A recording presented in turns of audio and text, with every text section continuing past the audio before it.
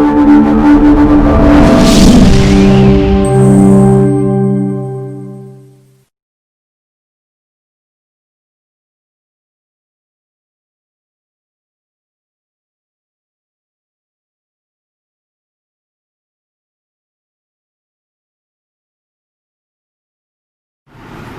اللہ الرحمن الرحیم۔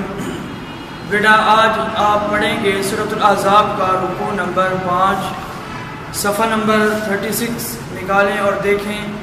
صفحہ نمبر 36 میں اللہ تعالیٰ نے یہ رکوع نمبر 5 میں اللہ تعالیٰ نے کیا بیان فرمایا، اس کے متعلق چند خلاصہ آپ سمجھیں، اور اس کے بعد پھر ہم چلیں گے اپنے الفاظ معانی اور مشقی سوالات کی طرف اور ان کے جوابات کی طرف۔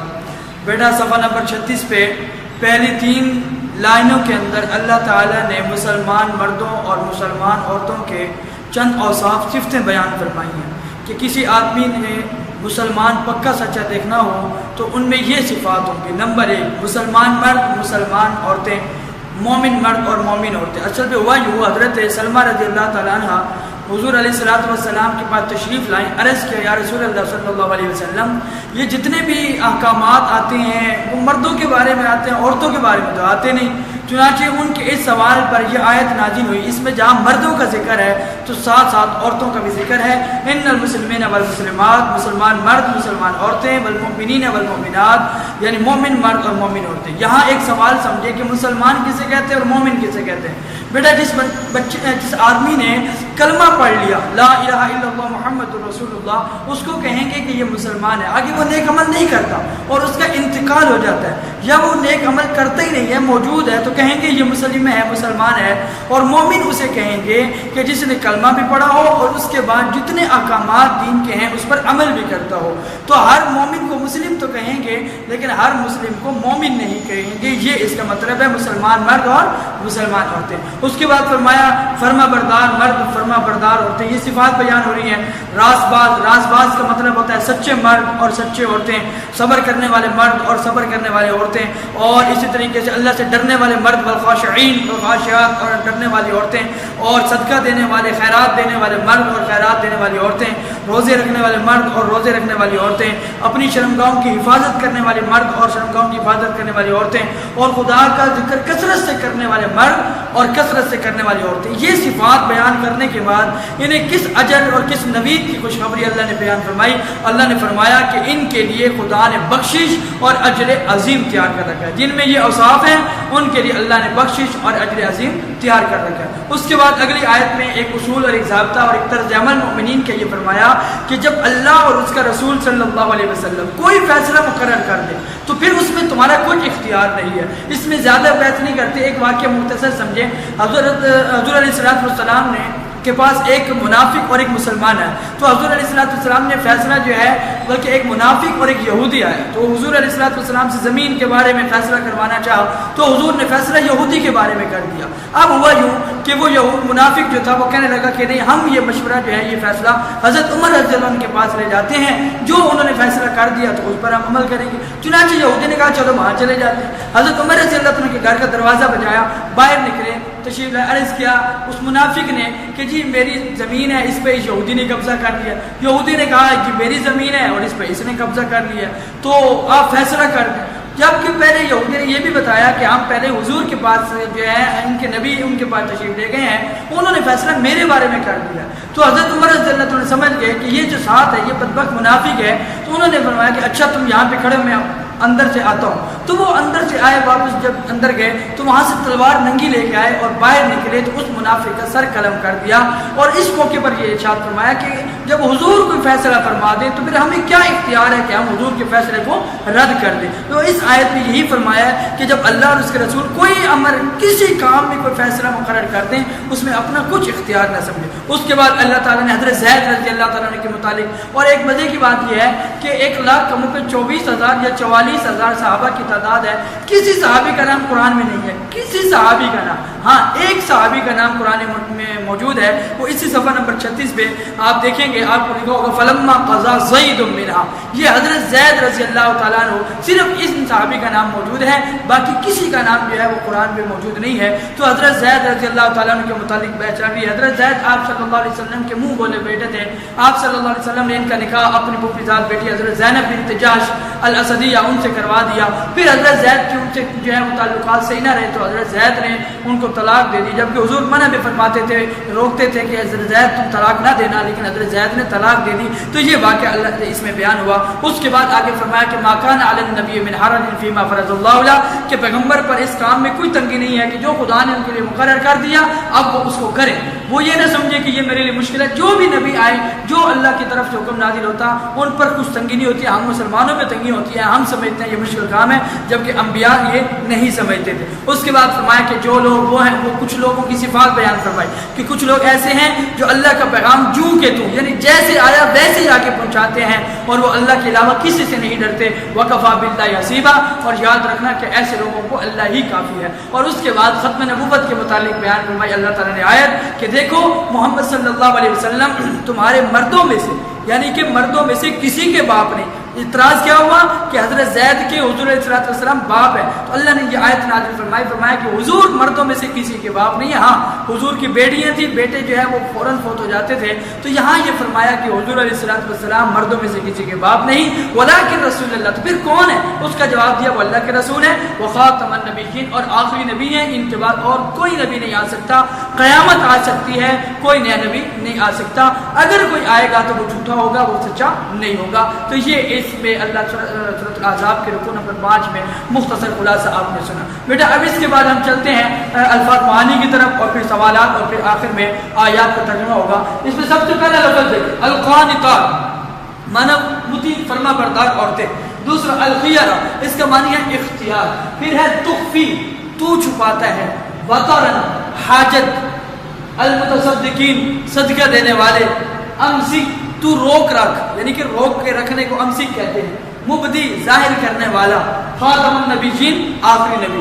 اس کو یاد کرنے کا طریقہ بیٹا کیا ہے کہ ایک دفعہ عربی پڑھیں گے، پھر آپ ترجمہ پڑھیں گے، پھر عربی، پھر ترجمہ، ایک دفعہ پڑھنے کے بعد دوسری مرتبہ ترجمے پہ ہاتھ رکھیں گے تو آپ کو یہ خود بخود جو ہے وہ عربی پڑھتے جائیں گے، اور آپ کو یہ الفاظ کے معنی یاد ہو جائیں گے، اور یہ الفاظ معنی میں انتہائی اہم ہے۔ یہ خاتم النبیین آخری جو لفظ ہے یہ عموماً بورڈ میں آتا رہتا ہے MCQs میں جی۔ اس کے بعد دوسرا جو ہمارا اہم ہے کام وہ ہے مشقی سوالات کی طرف۔ کہتے ہیں جی پہلا سوال، اس سبق میں مسلمان مردوں اور عورتوں کے کیا اوصاف بیان ہوئے ہیں اور انہیں کس اجر، یعنی کس اجر کی نوید خوشخبری سنائی گئی ہے؟ تو بیٹا اس میں یہ سارے لکھے ہیں نمبر 1 مسلمان مرد اور مسلمان عورتیں۔ یہاں پر اگر بورڈ میں یہ سوال آ جائے تو اس میں چند ایک لکھنے سے 5-6 بھی لکھ دیں تو تب بھی ٹھیک ہے، آخر میں یہ لازمی ہونا چاہیے کہ خدا نے بخشش اور اجر عظیم تیار کر رکھا ہے۔ بعض بچے صرف یہ اوصاف لکھ دیتے ہیں اور یہ اجر کی نوید نہیں لکھتے، جس سے 1 نمبر دیا جاتا ہے، اور پھر جو ہے وہ پریشان ہو جاتے ہیں کہ سوال کا جواب اتنا بڑا لکھا تھا، نمبر 1 ملا۔ تو بیٹا دیکھیں، مسلمان مرد اور مسلمان عورتیں،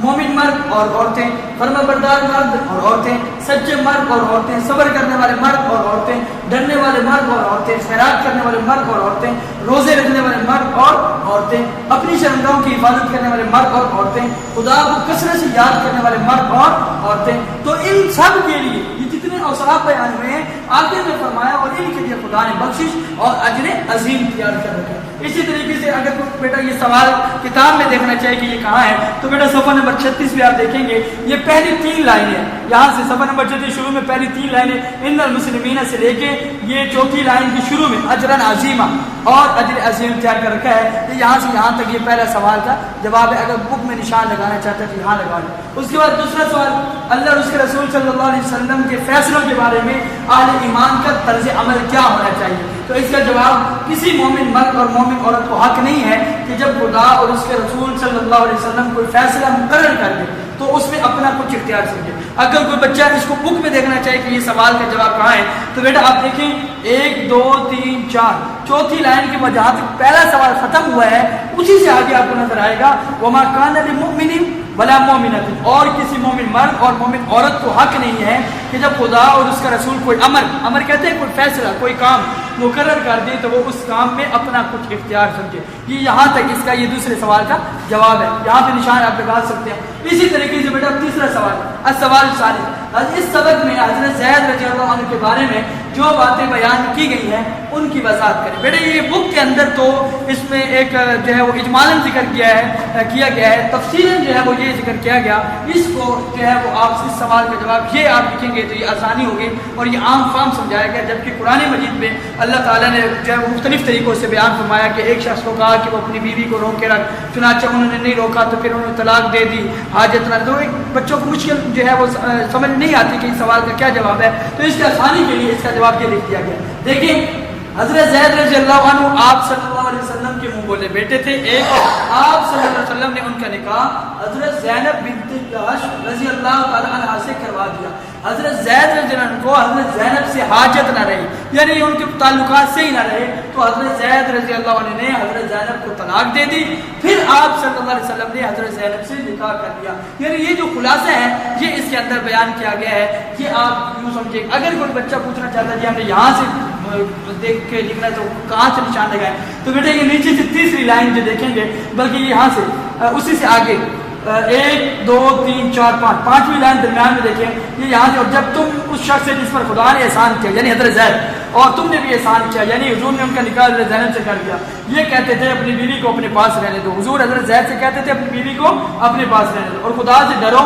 تم اپنے دل میں وہ بات پوشیدہ کرتے تھے جس کو خدا ظاہر کرنے والا تھا. یعنی حضور چاہ رہے تھے کہ یہ طلاق نہ دے, پھر مجھے ان کی بیوی سے نکاح کرنا پڑے گا اور لوگ کہیں گے کہ اس نے اپنے بیٹے کی بیوی سے نکاح کر لی. تو اللہ تعالیٰ فرما رہے اور تم لوگوں سے ڈرتے تھے, اس جملے کو سننے سے لوگوں سے ڈرتے تھے. حالانکہ خدا اس کا زیادہ مستحق ہے کہ اللہ سے آپ ڈرتے.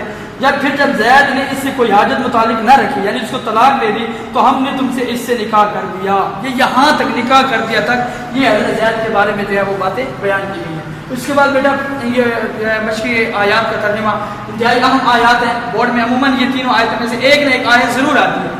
جی وما کان للمؤمن, اس کا طریقہ میں نے بتایا ہے. پہلے 2 لفظ لکھ لیں اور پھر درمیان میں لکیر لگا کے اینڈ والے لفظ لکھ دیں. اس سے پتہ ہی چل جائے گا کہ یہ بچہ اس آیت کا ترجمہ لکھ رہا ہے. بعض بچے ساری آیت نہیں لکھتے اس ڈر سے کہ غلطی نہ ہو جائے. ٹھیک ہے, تو پہلا اور آخری جو ہے وہ لفظ لکھنے سے پتہ چل جائے گا کہ اس بچے نے اس آیت کا ترجمہ لکھا ہے. ترجمہ اور کسی مومن مرد اور مومن عورت کو حق نہیں. جو دوسرے سوال کا جواب ہے وہ پہلی آیت کا ترجمہ ہے. اور کسی مومن مرد اور مومن عورت کو حق نہیں ہے کہ جب خدا اور اس کا رسول صلی اللہ علیہ وسلم کوئی امر مقرر کر دے, کوئی فیصلہ مقرر کر دے تو وہ اس کام میں اپنا کچھ اختیار سمجھے. اس کے بعد بیٹا دوسری آیت ہے ما کان محمد. یہ آیت آپ اگر دیکھیں تو ہر سال تقریباً یہ آیت آتی ہے. ما کان محمد ابا احد من رجالکم ولکن رسول اللہ وخاتم النبیین. محمد صلی اللہ علیہ وسلم تمہارے مردوں میں سے کسی کے والد نہیں ہیں بلکہ خدا کے پیغمبر اور آخری نبی ہیں. اگر کوئی بچہ پوچھنا چاہے تو اس آیت کا ترجمہ کہاں پہ ہے, تو بیٹا آخری آیت صفحہ نمبر 37 پہ آخری جو آیت ہے اس کا ترجمہ یہ ہے وخاتم النبیین تک, آخر میں نہیں ہے وکان اللہ بکل شیء علیم. اگر بورڈ والے پوچھتے ہیں تو پھر وکان اللہ بکل شیء علیم کا ترجمہ لکھیں گے, جبکہ مشق کے اندر یہاں تک پوچھا گیا وخاتم النبیین تک. جی تیسری آیت الذین یبلغون رسالات اللہ ویخشونہ ولا یخشون احدا الا اللہ.